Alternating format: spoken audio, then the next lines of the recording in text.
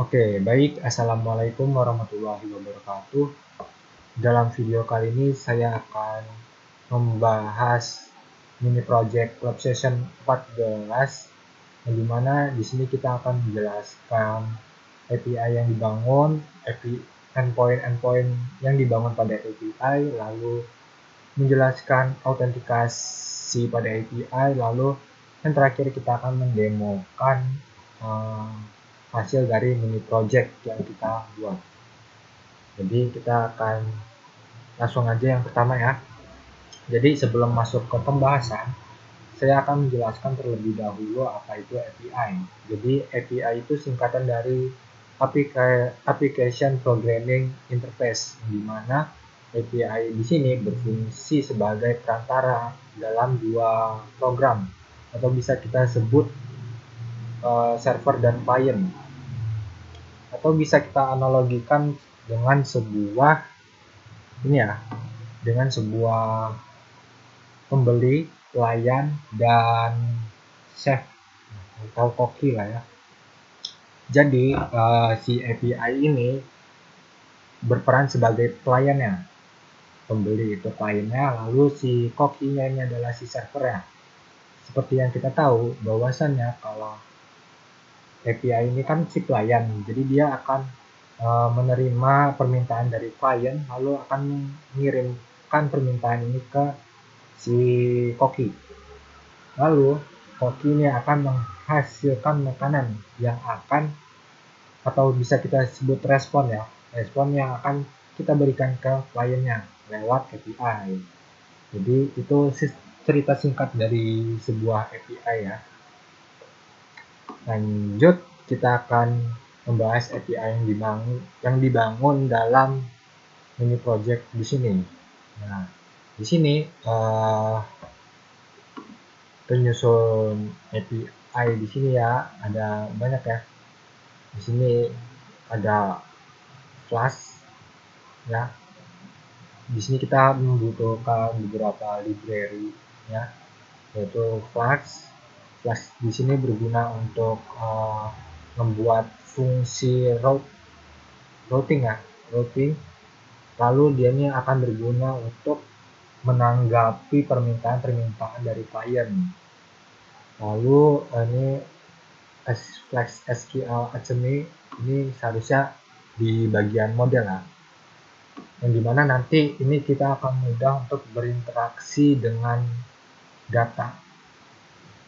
Datanya kan akan terformat dalam table, jadi kita bisa melihat data dalam bentuk table gitu. Nah, di sini ada beberapa model table ya. Di sini ada 4. Nah, yang pertama itu di sini pertama model snack, yang dimana di sini ada ID snacknya dengan primary key, lalu ada nama jajanan, harga jajanan, stok, dan ID penjual dengan beberapa sifatnya ya. Di sini nama jajanan dalam bentuk string dengan jumlah karakter maksimal 100. Lalu di sini harga jajanan float, stok integer, ID penjual integer. Lalu nih nanti datanya akan dikembalikan dalam bentuk dictionary. Lanjut di model kedua, yaitu model user. Di sini ada ID user dengan primary key, lalu username, password, role. Nah, di sini role di sini ada 3 ya, yaitu penjual, pembeli, dan admin. Lalu yang ketiga, di sini ada model order dengan 5 field ya. Yang pertama itu ada ID order, yang kedua snack ID, yang ketiga buyer ID, quantity, dan status. Lalu di sini model keempat yaitu rating dengan 5 field juga, yaitu ID, snack ID, buyer ID, rating, dan review. Lanjut kita library-nya udah, ini kita mengimpor modelnya, lalu di sini kita menggunakan library dari Wixit, yang dimana di sini nantinya password yang akan disimpan di database itu dalam bentuk hash atau bisa kita sebut adalah enkripsi ya, rahasia. Jadi walaupun kita developer ya, kita tidak tahu password dari usernya apa. Jadi hanya user itu yang tahu.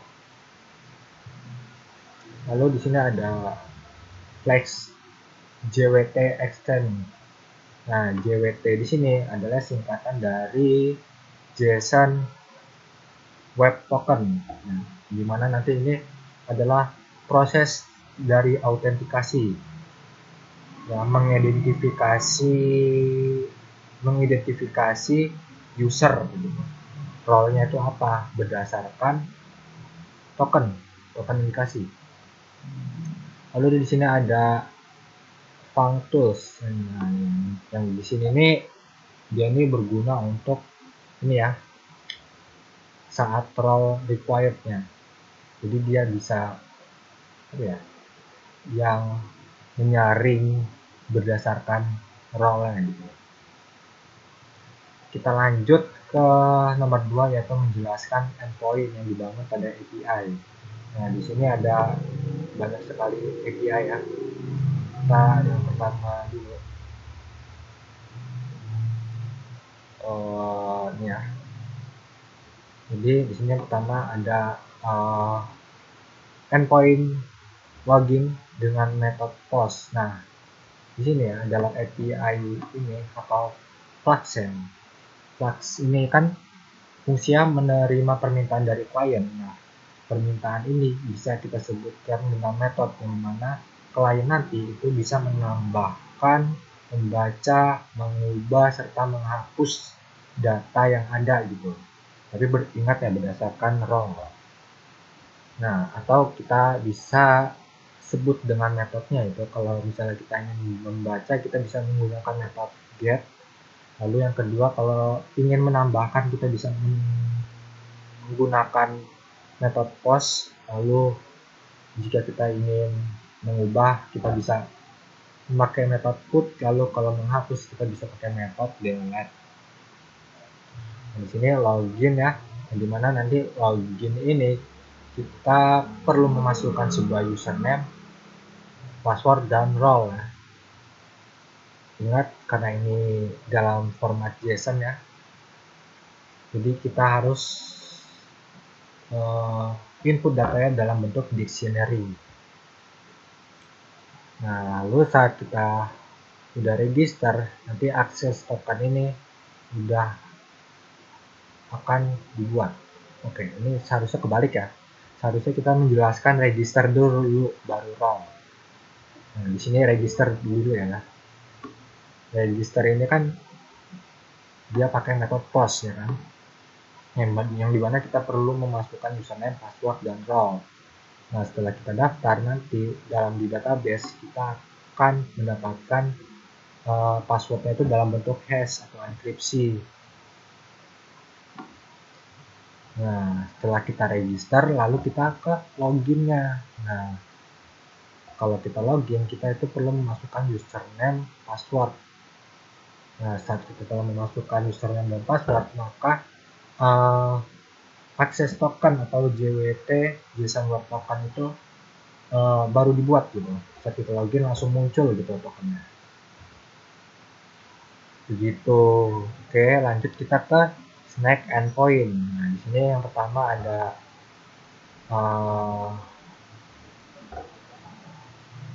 get ya, metode get yang dimana kita di sini bisa membaca seluruh snack atau menu lah ya, yang ada. Gitu.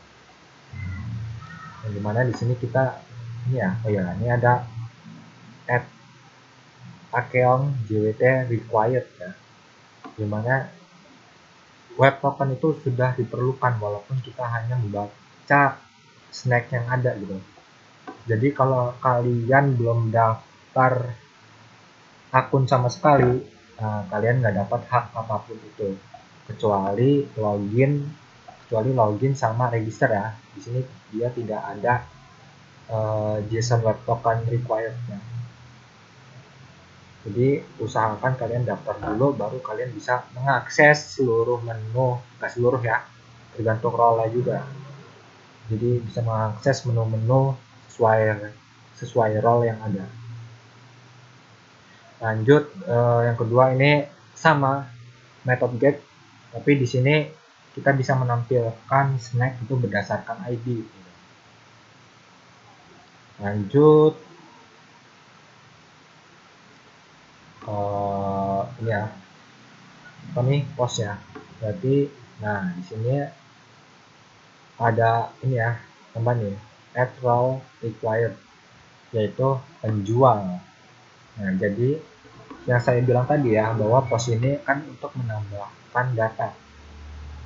Nah, di sini dia menambahkan snack. Kalau kita pakai logika ya, yang bisa nambah penjual, yang nambah daftar menu itu kan hanya penjual ya. Kalau pembeli ya beli. Lalu kalau admin seharusnya itu berfokus pada user ya. Nah, di sini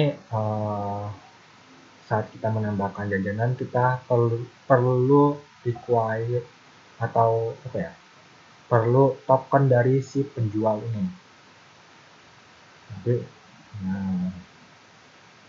Nanti kita masukin nih datanya itu adalah nama jajanan, harga jajanan, stok, dan ya 3 aja ya. Lalu di sini ada put snack atau mengubah snack berdasarkan ID. Nah, di sini role required-nya itu adalah penjual dan admin, jadi yang bisa mengakses permintaan ini hanyalah penjual dan admin. Lalu di sini ada add endpoint delete atau menghapus snack. Nah, di sini jangan salah fokus dulu ya. Di sini nggak ada role required, tapi di dalam kondisi if else di sini ya. Jadi yang bisa menghapus snack di sini adalah admin atau penjual. Jadi pembeli nggak usah ada ya. Pembeli adalah pembeli, nggak usah ngapus snack ya. Lanjut ke user endpoint. Jadi di sini endpoint pertama di sini adalah get ya. Method get. Nah, di sini role required-nya hanyalah admin. Jadi admin ini bisa menampilkan seluruh user yang ada. Lalu di sini yang kedua sama ya, menampilkan seluruh user menampilkan user berdasarkan ID. Lalu yang ketiga di sini method post. Nah, ini sama halnya kayak kita register di awal lah, sama-sama menambahkan user. Tapi di sini dia butuh role required admin. Kalau yang register kan kita nggak perlu role ya, kita hanyalah NPC biasa. Lanjut ke sini endpoint selanjutnya, yaitu kita menggunakan method put untuk mengubah nama ya, mengubah nama dari si user. Ingat ya, hanya admin. Lalu menghapus si user dengan role required-nya adalah admin. Lanjut kita ke endpoint order. Nah, jadi di sini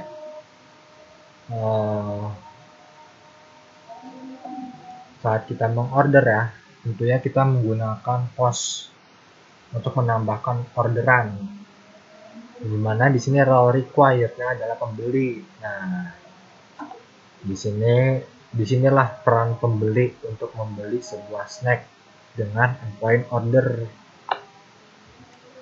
Nah, selain order, di sini ada endpoint get untuk menampilkan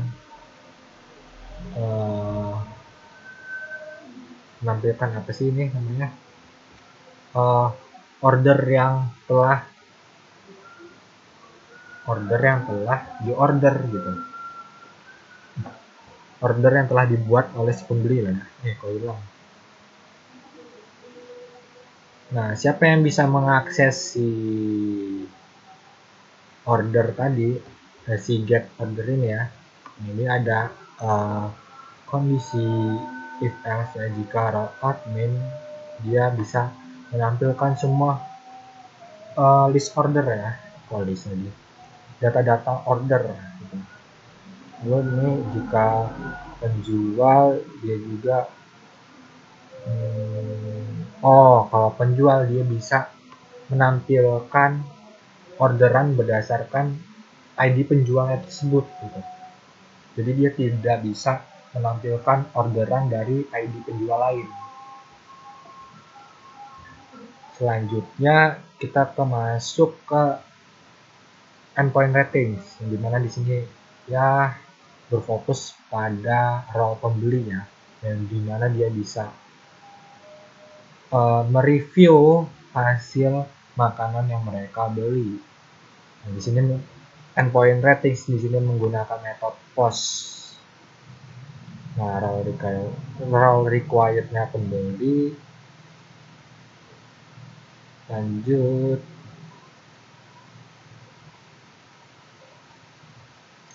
Nah, di sini bisa jika rating kurang dari 1 atau rating value lebih dari 5.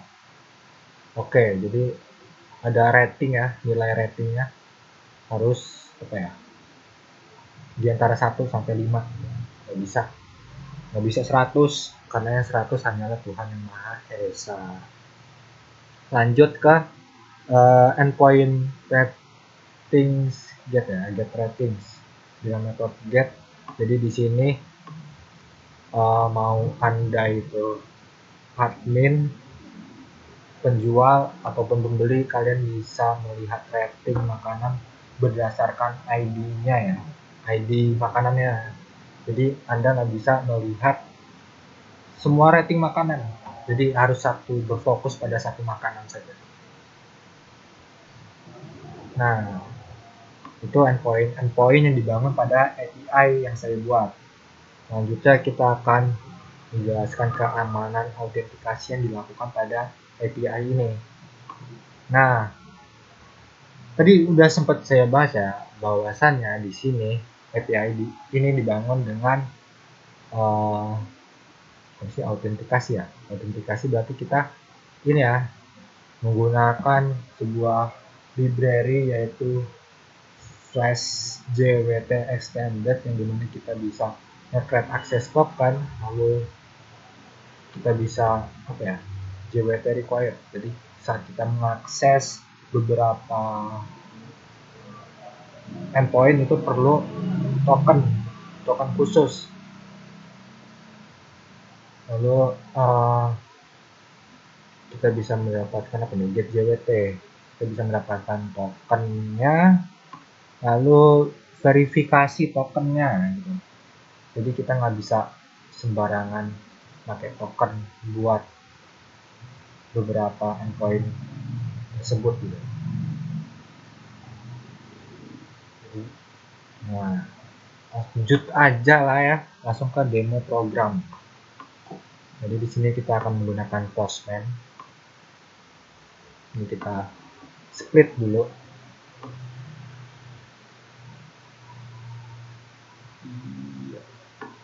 Ayo. Kita split.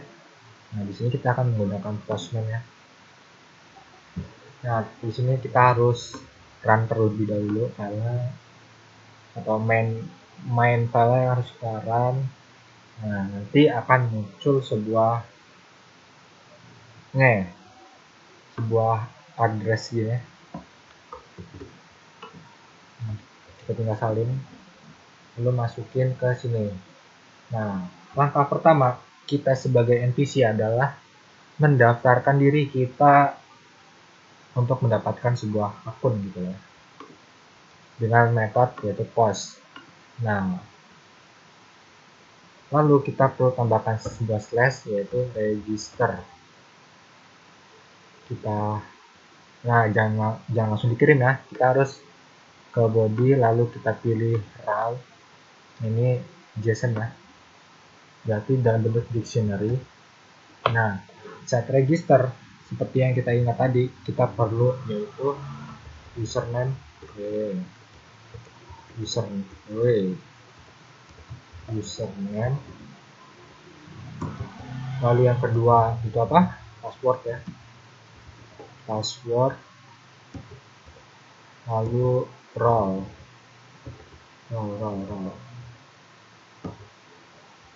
Nah, di sini username misalnya adalah pembeli satu ya, pembeli satu, lalu passwordnya adalah, nah di sini passwordnya kita samain aja lah ya, 1 2 3. Lalu di sini role-nya adalah pembeli. Lalu nah kalau udah kita tinggal, oh ya jangan lupa tanda koma ya, sini. Lalu kita kirim, send. Nah, nanti akan menampilkan message user register successful dengan ID 1, role pembeli 1, username pembeli 1. Nah, passwordnya nggak ada nih di sini ya. Kalau kita lihat di database, nah kita open database nya di user gitu misalnya. Nah, di sini perhatiin ya, di sini pembeli 1 memiliki password yang sangat panjang, padahal kita inputnya itu cuma 1 2 3, yang berarti dalam database di sini password user tadi telah terubah gitu, terkonvert ke dalam bentuk hash atau enkripsi terrahasia gitu. Oke, di sini kita lanjut, kita bikin pembeli 1, pembeli 2 boleh lah, pembeli 2 kita bikin, lalu kita bikin role untuk penjual 1,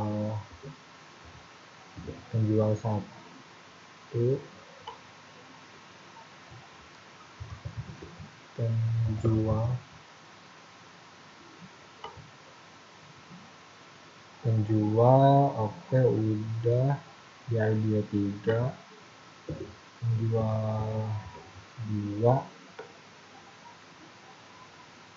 Nah, oke, lanjut kita bikin role adminnya 1 aja ya,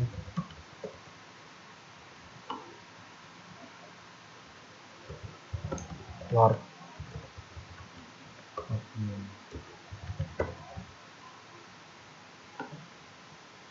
Oke, jadi di sini kita udah buat 5 user. Nah, kita user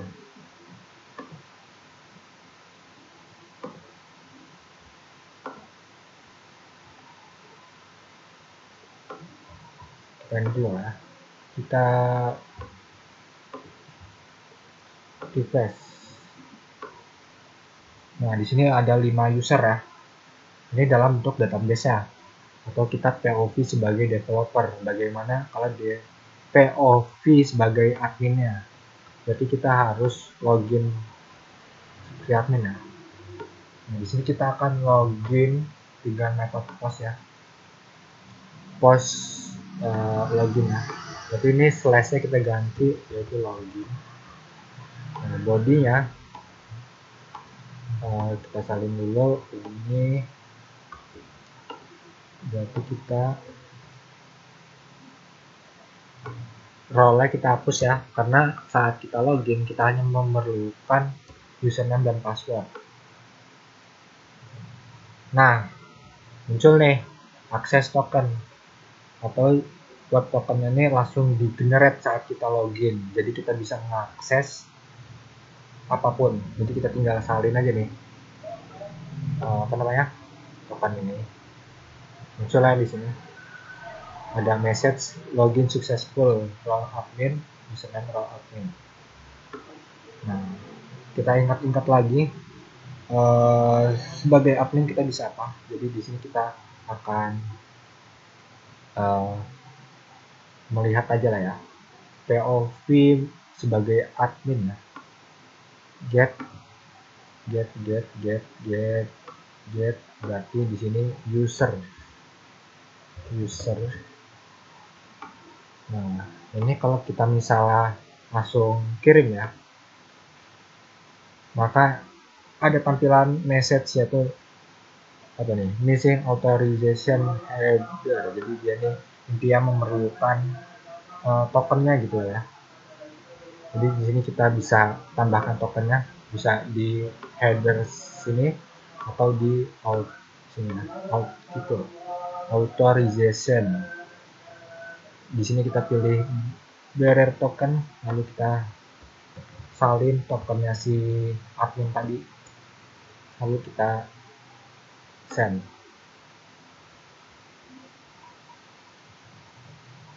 Oke, salah get ya teman, get. Nah, kalau post tadi buat nambahin, nah, di sini muncul 5 user yang sudah kita buat tadi. Nah, di sini kita POV sebagai admin ya. Kalau yang di database kan kita sebagai developer gitu. Kita lanjut pindah ke penjual. Sini kita post, kita seharusnya nggak perlu register lagi ya, jadi kita tinggal login. Kalau kita hapus ini, kita akan penjual satu, kita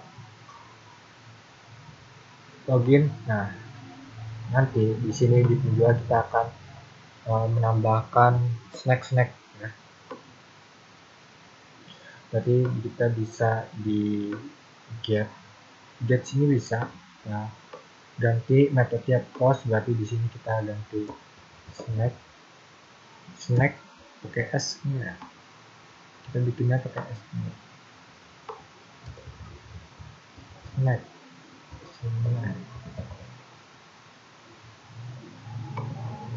Oh enggak pakai s. Di body raw.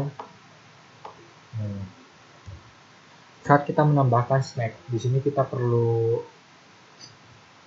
apa ya? Perlu oke, nama jajanan ya. Nama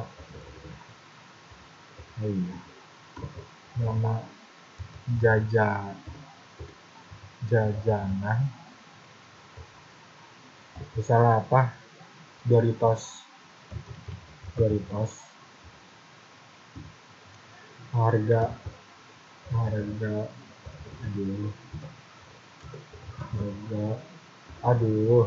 bentar, harga jajanan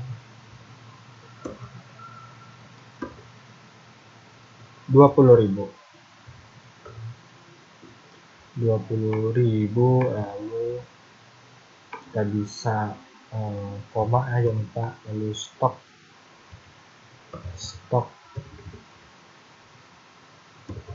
stoknya cuma limited edition 5 ya. Udah ya seharusnya. Jadi ID penjual nggak perlu ya, karena kita sudah masukin token si penjual satu. Jadi dia ini langsung terdeteksi bahwa ID penjual itu adalah ID penjual satu siapa ya? Penjual satu itu ID-nya adalah 3. Tuh. Jadi kita tinggal kirim. Apakah bisa? Oke. Akses perbedaan Envision raw.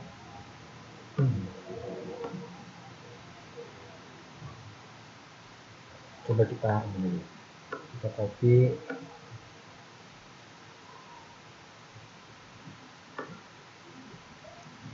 Karena penjual itu nggak bisa. Authorization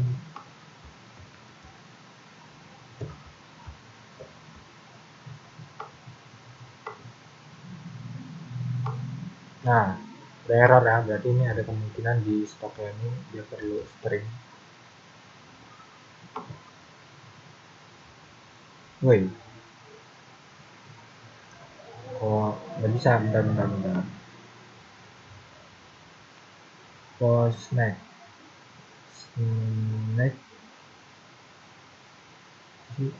harga jajanan. Oh, ini ada, kita harus ambil koma, jangan lupa ya. Nah, muncul nih harga jajanannya 20.000, ID-nya. ID ini ID snack ya. ID snacknya itu 1, lalu ID penjualnya itu 3, nama jajanannya Doritos top 5. Nah, ini sebagai penjual 1 ya. Sekarang kita pengen itu penjual 2. Oke, kita tambahin lagi deh.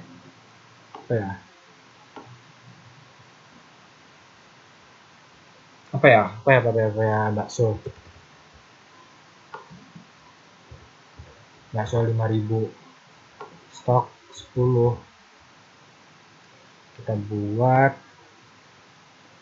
Nah, ini ya. Udah kita buat ID. Ini ID snack. Kedua, ID penjual yang buat snack ini adalah si penjual 1 atau ID penjualnya itu 3. Lanjut kita akan buat di penjual 2 ya.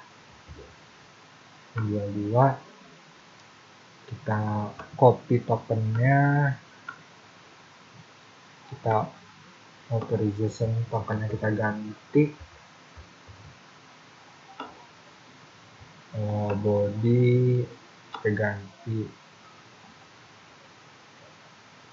apa, ayam celup 25.000, stok baskom ke 20 aja, kita kirim. Nah, harga jajanan 25.000, ID snack kayak 3, berarti udah ada 3 snack ya. Lalu ID penjual 4, nama jajanan ayam celup stok 20. Nah, terus gimana kalau misalnya nambahin ini kan role requirednya adalah penjual ya, cuma penjual. Bagaimana kalau kita coba menjadi admin? Ini kita refresh dulu ya. Aku tokennya udah kadaluarsa. Kita tambahin dengan tokennya si admin. Ini ayam bakar. Kita coba send. Nah, bisa ya. Message access forbidden. Insufficient role. Nah, jadi itu ini ya gunanya autentikasi. Jadi dia bisa mengidentifikasi si user berdasarkan role gitu. Ini kalau pembeli juga nggak bisa otomatis, nggak bisa ya. Jadi ini snack udah kita buat, lanjut kita tampilin snacknya ya. Jadi ini kita apa ya? Oke, karena kita pakai tokennya si admin, jadi kita bisa selain post dan put kita bisa mengubah nama, harga, stok ya. Ini kita POV sebagai admin, Lord admin. Di sini kita bisa get, nampilin snack, raw minum dulu, kirim.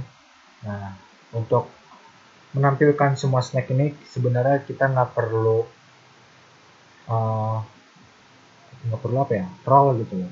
Mau anda roll ke penjual, pembeli, atau admin itu semua bisa, kecuali Anda belum daftar akunnya. Anda nggak berhak ngapa-ngapain gitu. Lanjut kita bisa berdasarkan ID, misalnya ID 3 gitu, /3. Jadi yang muncul snack ketiga yaitu ayam celup gitu. Kalau put ini kita bisa mengubah stok ya, mengubah datanya. Misalnya di sini 3, di sini ya kita raw, ini kita fokus ke stoknya aja. Stok misalnya 25 gitu. Nah, bisa admin mengubah data stoknya ini berubah gitu. Kita misalnya lihat lagi, tidak. Nah, berubah nih dia dari awal 20 jadi 25. Lalu dia bisa ngapus juga ya admin bisa ngapus nggak? Dia lihat bisa ya, admin bisa ngapus. Lanjut kita akan pindah ke pembeli.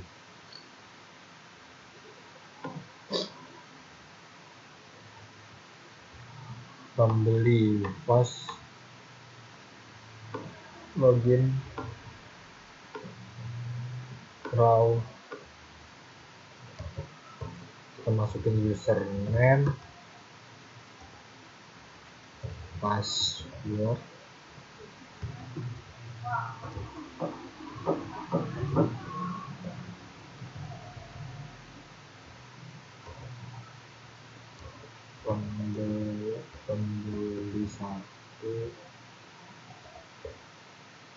pembeli satu, ininya passwordnya 123. Kita login.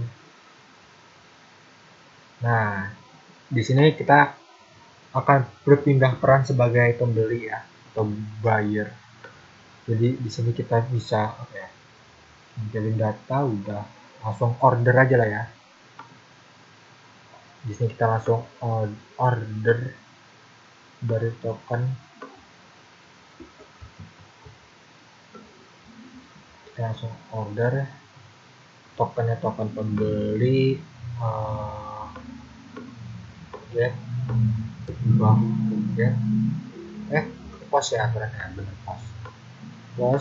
Di sini order, kita pengen order makanan, kita cari endpoint order itu gimana sih formatnya.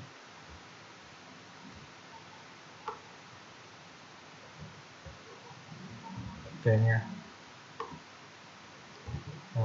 kita masukin snack apa ya, snack ID. Snack ID nya mau yang berapa, mau yang 1 aja gitu, 1, koma, jangan lupa koma, buyer ID.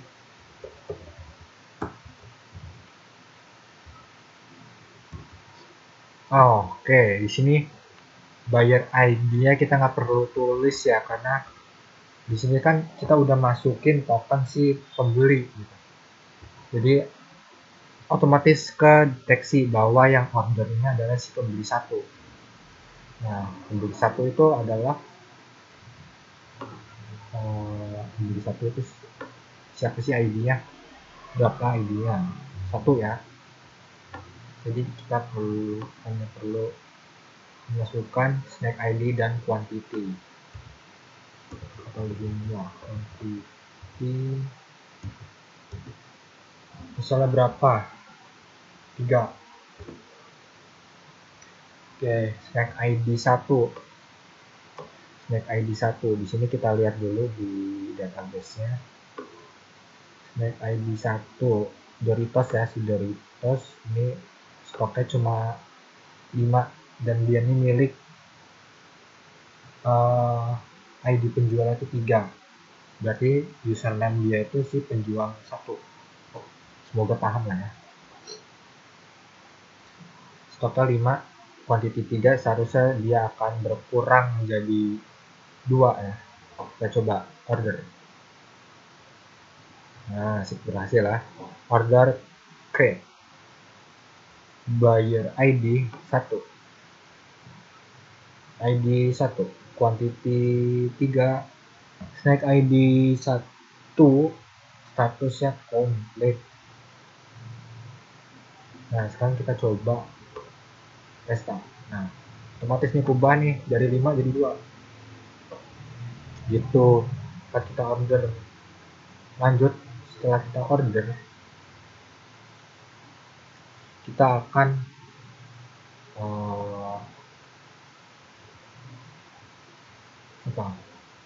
udah order, lalu kita akan menampilkan ini ya, orderan, menampilkan orderan ya. Di sini kan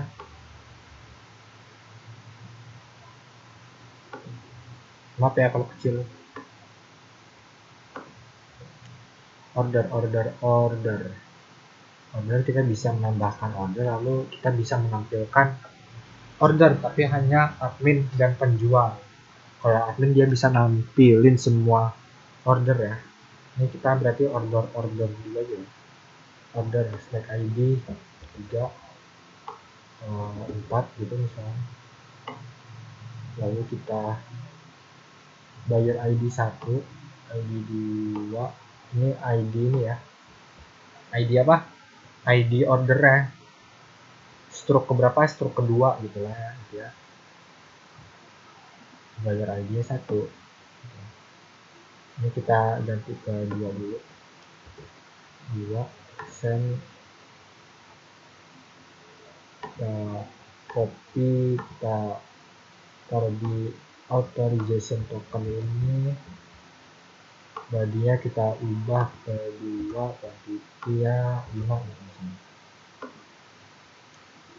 Coba kita lihat di order, database ordernya ini.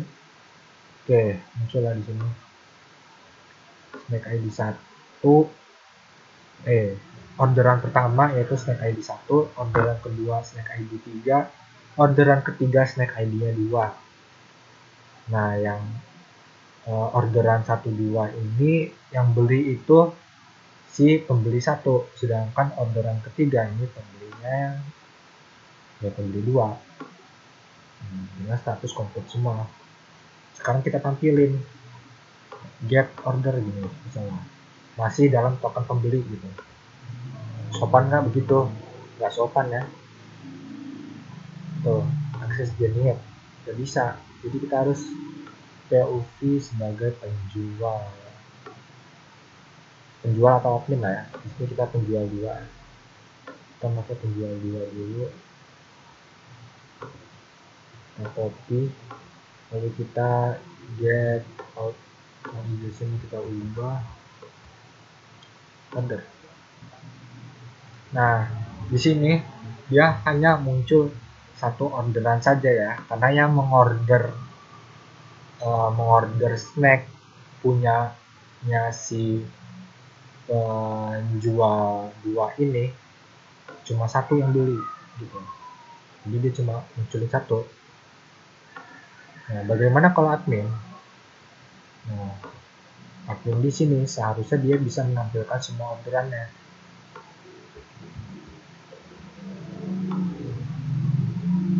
Nah, inilah Lord Admin ya.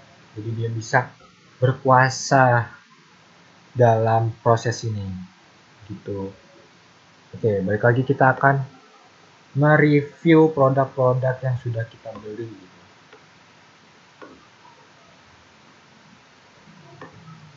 Kita akan mereview. Nanti di sini kita ganti jadi /ratings. Post body raw. Kita ulang dulu. Kita cek di ratings. Di ratings itu kita bisa menggunakan metode post dengan format snack ID ya. Snack ID. Kita snack ID-nya 2. Snack ID 2. Rating value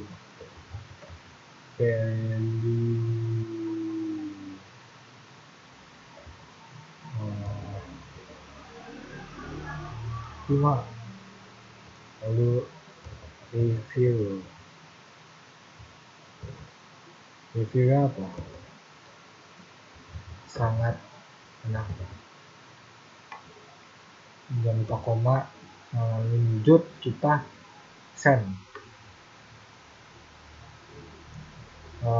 Snack ID 2. Field snack ID and rating are required. Diperlukan. Bentar.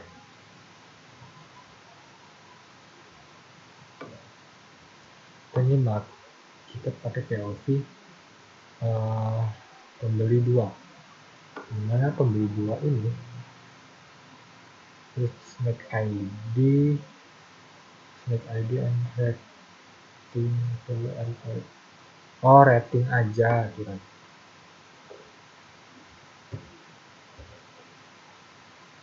Seharusnya ya. Nah, berhasil. Message, thank you for feedback. Jadi ratingnya gini lah ya. User ID 2, rating 5, review sangat enak, snack ID 2. Kita lihat di database-nya. Snack ID 2, bayarnya 2, ratingnya 5, review sangat enak. Lanjut kita coba-coba ya. Kita pindah ke pembeli 1.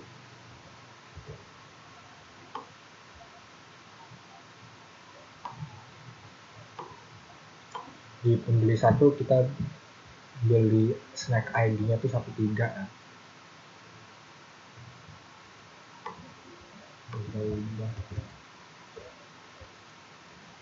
ID, lalu body-nya kita ubah snack ID-nya 1, 2, biasa aja gitu. Lalu kita rating snack yang ketiganya, kita beli ya, rating 2, sama aja.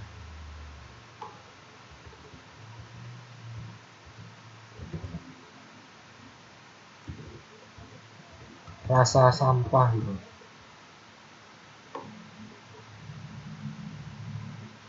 Oke. Sekarang kita nampilin review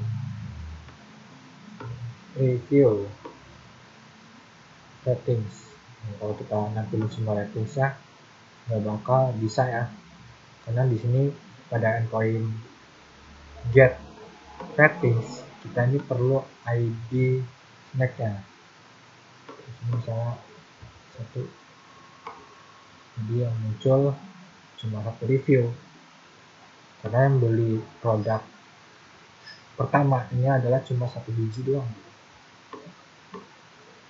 cuma 1 orang doang yang beli produk snack ID 1 gitu.